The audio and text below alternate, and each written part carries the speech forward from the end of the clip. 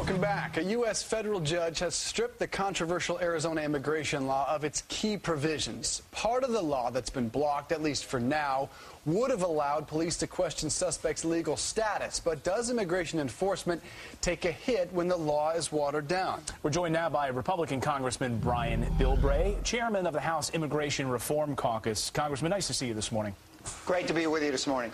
So let me ask you the question, as Dave was just introducing this segment there, is this a watered-down version? And really, should the judge have waited to just see how the enforcement stage of all of this would have taken place?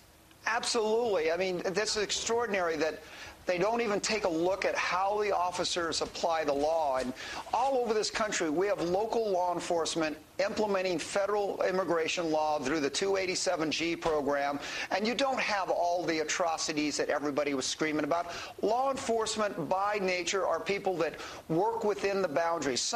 Very seldom do you see the crossing, but to say that all local law enforcement officers are, racist, prejudiced people, really does a disservice, and does real disservice to the fact that, look at the men and women who are out there in Arizona working in law enforcement. You'll see many of them are Latinos themselves that are first or second generation immigrants. And boy, I'll tell you, they really take offense to people attacking them just because they're carrying the badge and trying to serve the public. So this one was like saying that law enforcement's guilty even before they get a trial. Sure. And I think it really does no one a service, and especially with the fact that this judge now has said that everywhere in the United States, everybody that's a foreign national needs to carry identification except in Arizona now. So now what she's done is actually created a loophole in the law that makes it inconsistent in enforcement in the state of Arizona.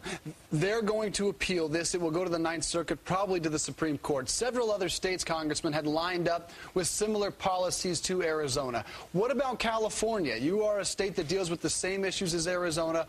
How will this affect what California does going forward? Might the state still try something similar?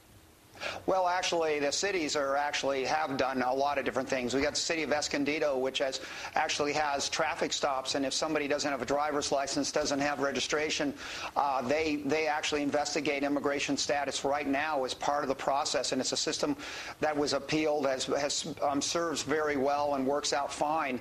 I think that there's a lot of things. But remember, Arizona did something 2 years ago that the same group sued about, and that was E-Verify, requiring employers to check that they weren't hiring illegals. That system works. If the rest of the country does that, we wouldn't have the problems that Arizona is confronting right now if we just crack down on the source of the illegal immigration, which is not the border, it's the employers. And that's one of the major issues. Congressman, it's always great to see you. Thanks for joining us on Fox and Friends this Saturday morning. Fantastic to be with Fox and Friends.